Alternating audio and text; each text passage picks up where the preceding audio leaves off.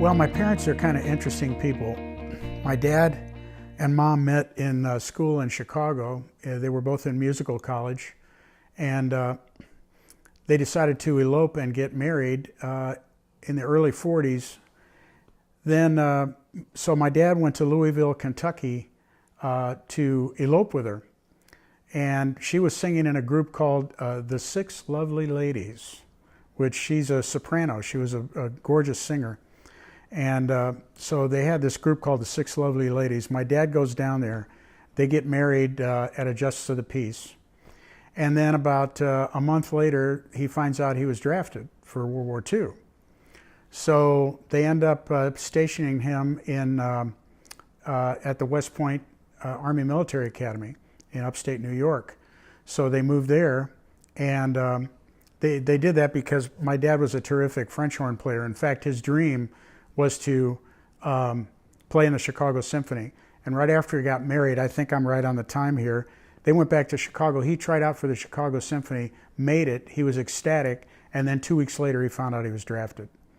So back to the original story, they moved to New York, and he was assistant director of the Army Military Band, so they did a lot of trips around the East. And he was also stationed in New York unloading ships for World War II. So my mom went on a TV show called the Arthur Godfrey Talent Scouts, which was like the forerunner of American Idol. And she won it because she had a beautiful soprano voice. And she got a contract with NBC to sing on a show called the Farm and Home Hour, which was broadcast all over rural America. They didn't broadcast in the cities for some reason. It was all farm, related. Of course, she grew up on a farm in Kansas, so that was perfect for her. My dad was a city boy. He grew up in Chicago. So anyway, they did that for a while, and as a matter of fact, my mom modeled shoes in New York and she made a lot of money doing that because she has a very small, perfect 4B foot. And apparently that's the size you need to model shoes back then. So she did that. So they were kind of interesting people, and they were both fantastic musicians. And so I grew up with classical music, and my dad was a director of the Morton High School and Junior College music department, fine arts department. So I grew up with the arts. And so he tried to get me to play, I think I started with piano. He tried to teach me himself. That was a bomb, couldn't do it. So then he decided to try violin. Couldn't do that either, didn't want to do it. Finally we settled on the trumpet, and I ended up playing the trumpet all the way through high school. So then I did the only right thing. As a kid, you want to rebel against your parents. So instead of becoming a musician, I became an athlete.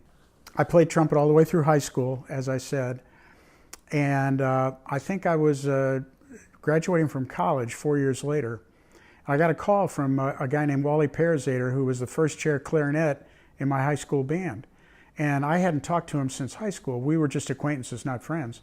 He said, Hutch, we're trying out for, I play in a group called CTA Authority. And the CTA was the Chicago Transit Authority, which was the bus system and L system in Chicago. And so he said, we're a rock and roll band. We played a lot of gigs near and around Chicago. He said, this producer wants to bring us out to Malibu, California, and we want to find a new sound. And the new sound has a lot of brass and woodwinds. We're going to call our band Chicago, and we want you to try out for the band, and then we're going to go out to California because I know you can play trumpet. He said, can you play guitar? And I said, yeah. Can you sing harmony? Yeah, I can sing harmony. So he said, well, we want you to come out to California with us and try out. I said, Wally, I really appreciate it, but I'm about to get married, and I think I want to become a gymnastic coach. And that was that.